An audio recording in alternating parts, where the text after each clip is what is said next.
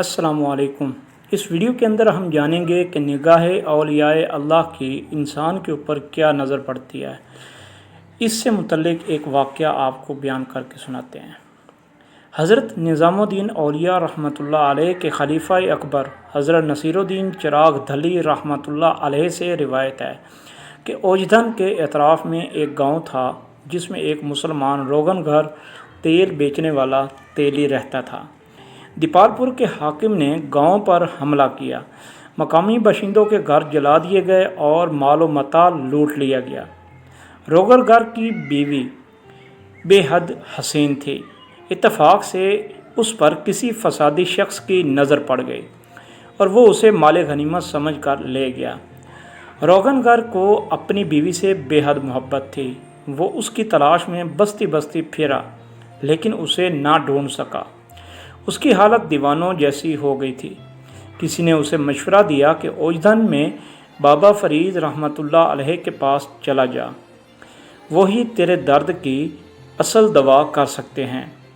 حضرت بابا فرید رحمۃ اللہ علیہ کا اصول تھا کہ جب بھی کوئی پریشان حال شخص آپ کے پاس آتا تو وہ سب سے پہلے اس کے لیے کھانا منگواتے تھے۔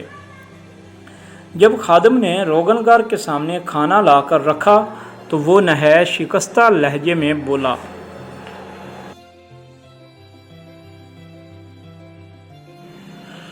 مدت ہوئی میں نے کھانا چھوڑ دیا ہے۔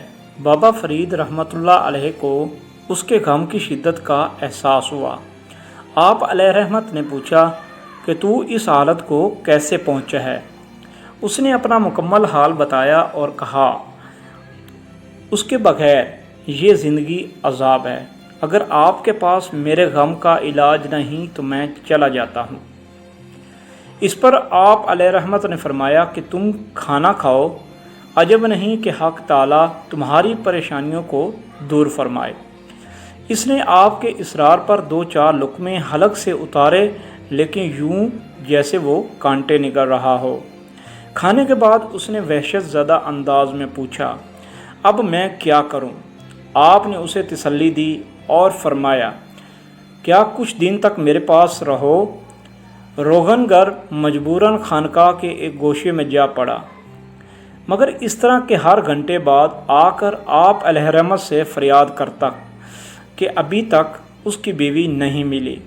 بابا فرید رحمۃ اللہ علیہ ہر بار خندہ پیشانی سے اسے یہی تسلی دیتے اور پھر اپنے مریدوں سے فرماتے، دیکھو عشق کی آگ نے اس کی روح تک کو جلا ڈالا ہے، اگرچہ اس کا عشق دنیاوی ہے لیکن سچا ہے۔ وہ دن گزر گئے۔ 2 دن گزرنے کے بعد روغن گھر مایوس ہو گیا تھا۔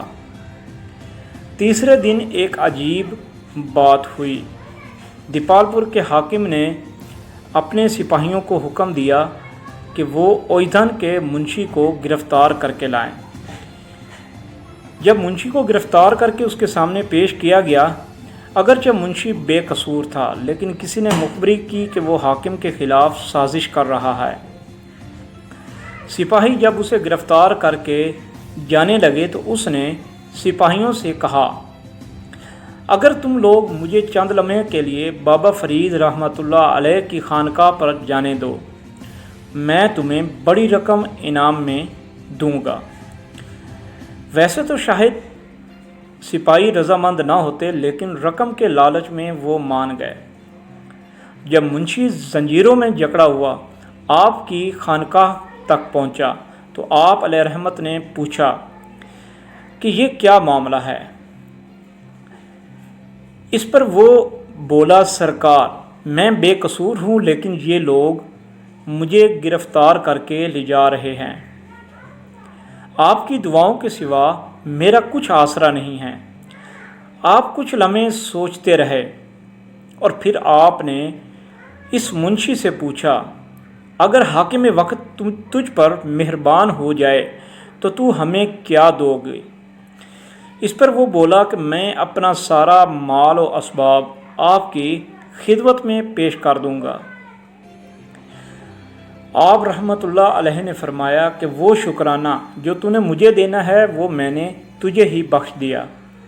مجھے اللہ کے فضل سے امید ہے کہ حاکم وقت تجھے رہا کر دے گا، تجھے خلت فاخرہ سے نوازے گا اور تحفے کے طور پر تجھے ایک کنیز بھی ساتھ میں دے گا۔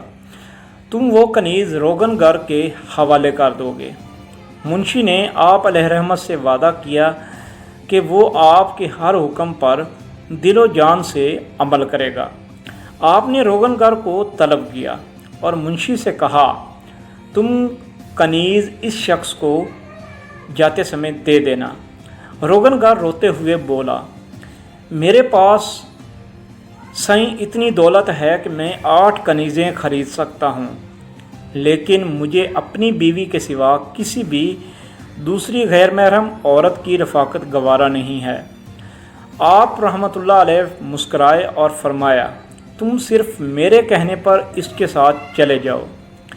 مجبوراً روغن گر تیلی منشی کے ساتھ چلا گیا۔ سپاہیوں نے منشی کو قید خانے میں بند کر دیا اور روغن گر مایوس قید خانے کے دروازے کے پہے بیٹھ گیا۔ جب دوسرا دن ہوا تو منشی کو حاکم کے سامنے پیش کیا گیا۔ حاکم سخت غصے میں تھا۔ لوگوں کا یہی خیال تھا کہ منشی کو بہت سخت سزا ہوگی، لیکن جیسے ہی حاکم نے منشی کی طرف دیکھا تو وہ بے اختیار بول اٹھا کہ تو سازشی نہیں ہو سکتا، لوگ جھوٹ بولتے ہیں۔ پھر سپاہیوں کو حکم دیا کہ منشی کی زنجیروں کو کھول دیا جائے۔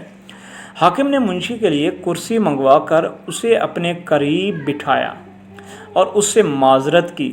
پھر اس نے منشی کی قیمتی خلعت اور ایک اعلیٰ نسل کا گھوڑا منشی کو تحفے میں دیا۔ جب منشی انعام لے کر پلٹنے لگا تو حاکم وقت نے ایک برقع پوش خاتون کی طرف اشارہ کیا، اور یہ کنیز بھی تیری خدمت کے لیے ہے۔ پھر حاکم نے پوچھا، کچھ اور بھی چاہتا ہے؟ منشی پر حیرتوں کے پہاڑ ٹوٹ پڑے۔ وہ حاکم کی عنایات کا شکریہ ادا کر کے واپسی کی اجازت لے کر چل پڑا۔ برقع پوش کنیز اس کے پیچھے چل رہی تھی۔ جب منشی حوالات کے قریب پہنچا تو اس نے دیکھا کہ روغن گر اداس بیٹھا ہوا تھا۔ یک کنیز دوڑی اور جا کر روغن گر سے لپٹ گئی۔ روغن گر گھبرا کر کھڑا ہو گیا۔ کون ہو تم؟ کنیز نے نقاب الٹ دیا۔ تمہاری بیوی۔ اس پر وہ روغن گر سکتے کی حالت میں آ گیا۔ اس کو جیسے سکتہ سا ہو گیا۔ کچھ دیر بعد وہ چیخیں مار کر رونے لگا، بابا بابا۔ اس کی بیوی حیرت زدہ ہو گئی کہ کسے پکار رہے ہو؟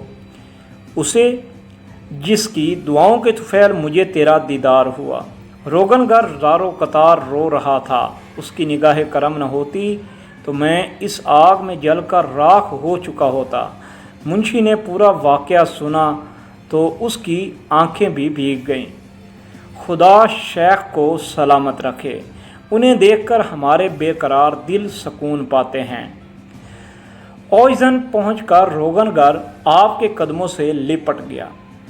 آپ علیہ رحمت نے پوچھا، اب کیا چاہتے ہو؟ اس پر روغن گر بولا کہ عشق کی وہ آگ چاہتا ہوں جو کبھی نہ بجھے۔ آپ نے اس کے لیے دعا فرمائی۔ پھر وہ روغن گر آپ کے حلقہ ارادت میں داخل ہو کر عشق حقیقی کی منزل تک پہنچا۔ اس لیے کہتے ہیں کہ حق فرید یا فرید۔ مزید ایسی معلوماتی اسلامی واقعات اور سچی کہانیاں سننے کے لیے ہمارے channel Urdu stories TV PK کو لازمی سبسکرائب کر لیں۔ شکریہ۔ اللہ حافظ۔